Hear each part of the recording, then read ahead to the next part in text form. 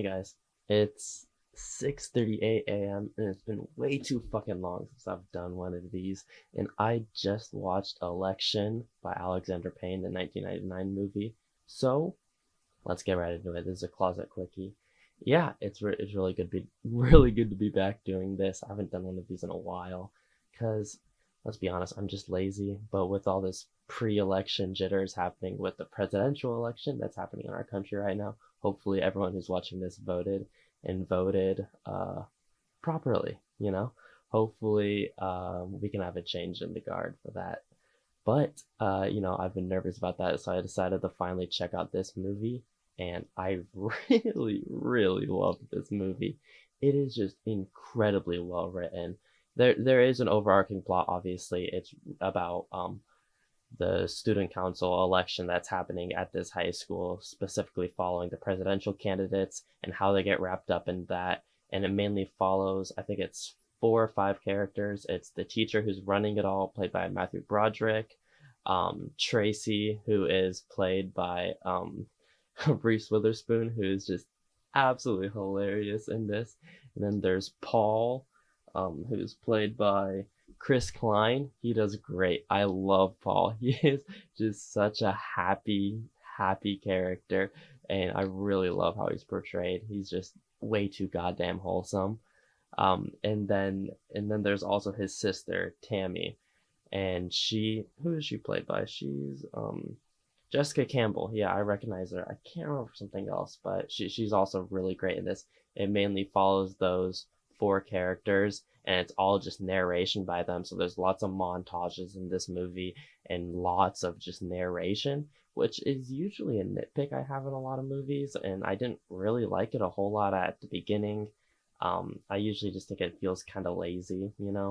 But I really like how it was used in this movie, specifically because it was following each of these different characters, and it really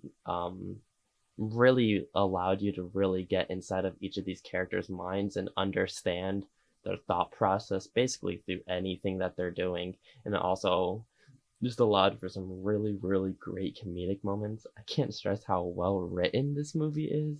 It's just phenomenal because it's mainly just, like I've been saying, kind of just a character dive onto these 4 specific characters, and each of their stories are just wildly interesting and hilarious, and it's really, really great to watch.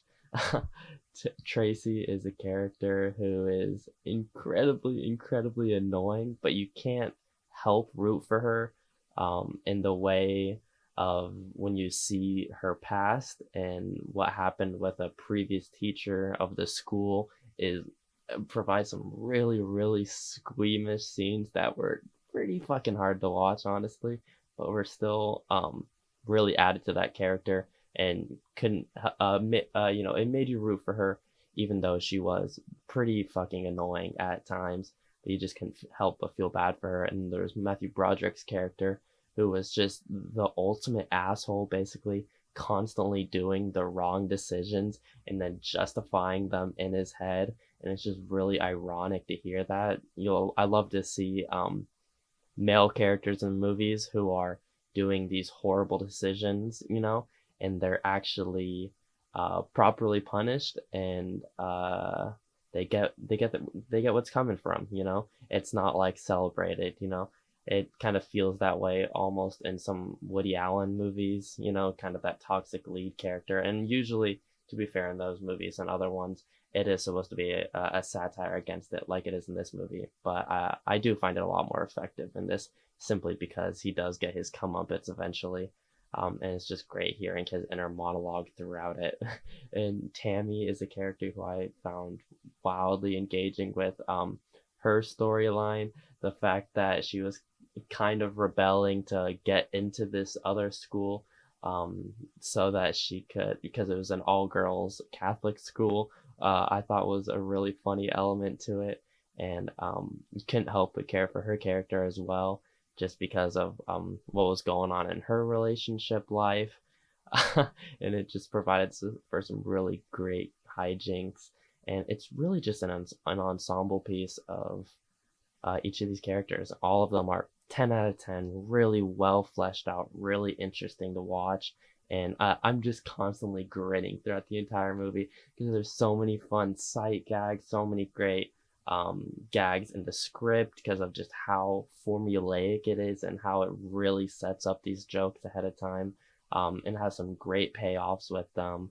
And yeah, I don't want to go, I don't really want to give too much away from this in the spoiler sense, plot wise, but it's definitely a movie that's good to take your mind off of stuff, because of how feel good it is with its comedy.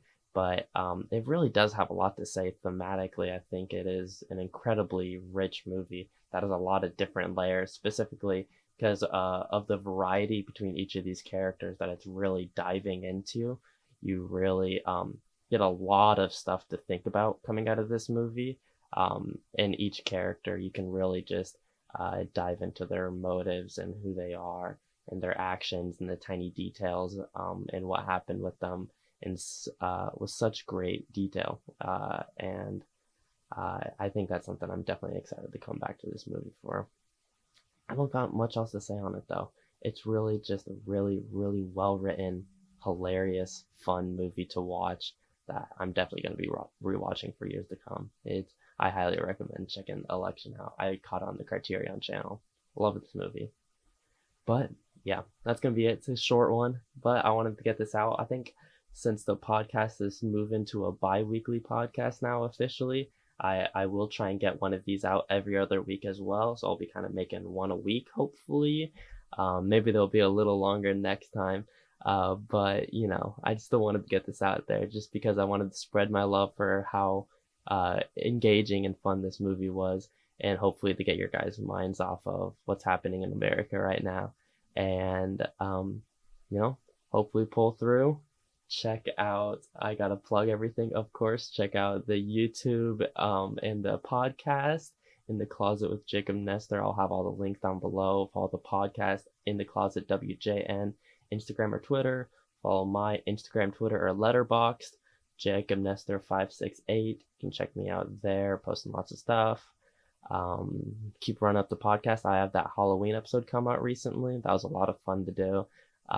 And I'm really excited for this next episode that'll be coming out next week.